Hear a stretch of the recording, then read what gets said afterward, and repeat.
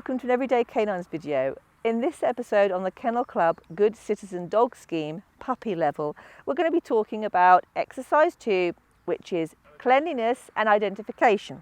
So the cleanliness part of this element is not so much about the grooming of the dog, it's about clearing up after your dog when the dog is out and about in public areas. So when you're out and about with your dog, you should always have poo bags on you so that when your dog goes to the toilet, you can immediately clear it up.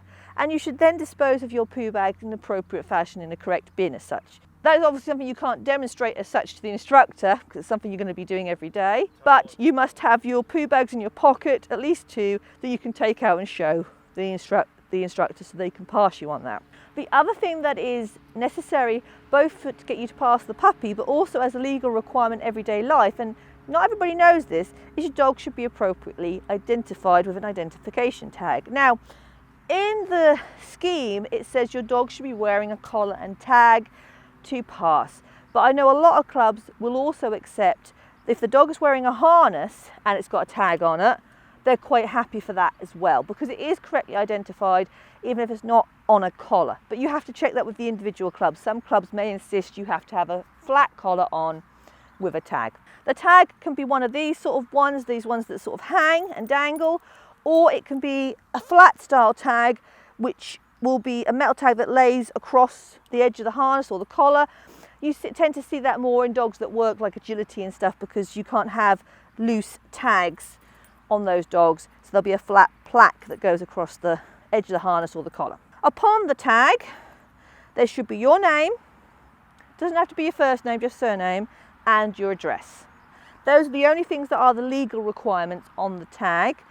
However, I also obviously have my phone numbers because if my dog was missing, I would want people to be able to contact me easily to tell me where my dog was and for me to collect it. Now, it is a legal requirement for your dog to wear an identification tag anytime they're out on a walk in a public area. What you see is people who, certain breeds, they choose to walk them on slip leads with no collars or harnesses, and they don't have these tags on. Now, they are breaking the law and there is quite a hefty fine for doing that.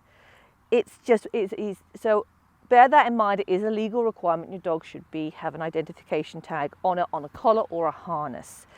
Personally, I think whenever you're walking your dog, it's advisable to have a collar on them, unless you're on private land, obviously, or your own land or whatever, or you say you're at a shoot or something like that where your dog is working.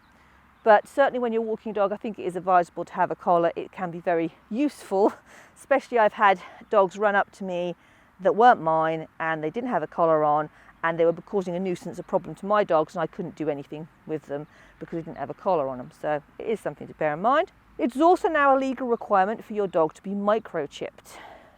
So a lot of clubs have invested in scanners so they can scan your dog and see the microchip number. And at certain levels, like as you go up through the bronze levels, you will need to demonstrate that your dog is microchipped. They will have to scan it and find the microchip. And if you haven't got that, you don't pass. Again, it's a legal requirement, must have. However, the microchip does not override the fact that your dog should have a collar with an identification tag on it. Usually what you do in class is you just have to show the collar with the tag or the harness. The instructor may come round, you may just show it to them, or you may be asked to take the collar off and show it to him that way. But whichever way you do it, you just have to demonstrate that it's there. Now, my dogs are obviously doing dog sports agility where they can't wear dangly tags on them all the time. So I have harnesses and things that they have for walks and collars and things they can have for training as well. But they are always identified when they're out on their walks. So that's it for exercise 2. If you need to go buy yourself a tag, you can get them so many places. I mean, there's obviously a very well-known big chain pet store that does them. You can buy them online. Most pet shops will offer them different varieties. There's also, you can order them off the Kennel Club website. You can order them off eBay, Amazon. You can find dog tags everywhere, I believe, even the shoe places, shoe repair shops, they'll do them. So there's no reason not to get a tag, and they're not usually that expensive, and a decent one should last for a long, long time. So that's what you need to know for exercise 2. And I hope that made sense to you all. And if you've enjoyed this Everyday Canines video, you might subscribe to the YouTube channel, and you can check us out on Facebook and Instagram. And I hope to see you all again very, very soon.